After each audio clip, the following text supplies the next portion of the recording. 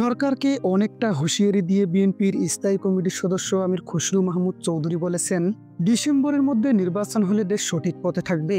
আমির খসরু বলেন, সবার ধারণা অনুযায়ী ডিসেম্বরের পরে নির্বাচন দেওয়ার কোনো সুযোগ নেই। যদিও অনেকে মনে করছেন ডিসেম্বরে অনেক দেরিতে হবে, তবে এই মাসকে কাট অফ টাইম হিসেবে ধরা হচ্ছে। গণতন্ত্র ফিরিয়ে আনার জন্য জনগণের মালিকানা প্রতিষ্ঠা করা অত্যন্ত গুরুত্বপূর্ণ। এজন্য বিএনপি 17 বছর ধরে সংগ্রাম করে যাচ্ছে এবং জনগণের অধিকার প্রতিষ্ঠার একমাত্র উপায় হচ্ছে নির্বাচন।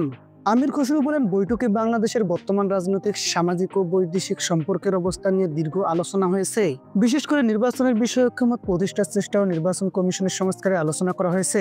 তিনি জানান, যেসব বিষয়ে ঐক্যমত হবে তা এগিয়ে নেওয়া হবে, যেসব বিষয়ে ঐক্যমত হবে না সেগুলো নিয়ে প্রত্যেকটি রাজনৈতিক দল জনগণের কাছে যাবে। জনগণের মতামত নিয়ে সংসদে আলোচনা ও বিতর্কের মাধ্যমে সিদ্ধান্ত নেওয়া হবে। আমির খসরু আরো বলেন, দেশ ও দেশের বাইরে সবাই জানতে চায় কখন দেশে গণতান্ত্রিক ব্যবস্থা ফিরিয়ে আসবে। জনগণের সমর্থন ছাড়া কোনো প্রশাসন, পুলিশ বা সাপোর্ট ব্যবস্থা দাঁড়াতে পারবে না। তাই জনগণের সমর্থিত সরকার এবং সংসদ প্রতিষ্ঠা করতে হবে, যা জনগণের কাছে দায়বদ্ধ থাকবে।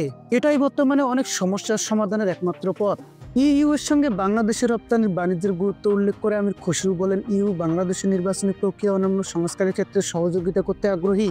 বিশেষ করে ইলেকট্রনিক ভোটিং সিস্টেম সহ বিভিন্ন প্রতিষ্ঠানের সংস্কার ও সঠিক অবস্থানে ফিরিয়ে আনার ক্ষেত্রে তারা এগিয়ে আসতে রাজি হয়েছে। তিনি আরো বলেন, নির্বাচন আগে বা পরে হওয়া গুরুত্বপূর্ণ নয়, গুরুত্বপূর্ণ হচ্ছে ঐক্যমতের বিষয়গুলো বাস্তবায়ন করা। যেসব বিষয়ে ঐক্যমত হবে সেগুলো রাজনৈতিক দলগুলো জনগণের সামনে তাদের ম্যান্ডেট বা চিন্তাধারা উপস্থাপন করবে এবং জনগণের রায় অনুযায়ী সংসদে বাস্তবায়ন করা হবে।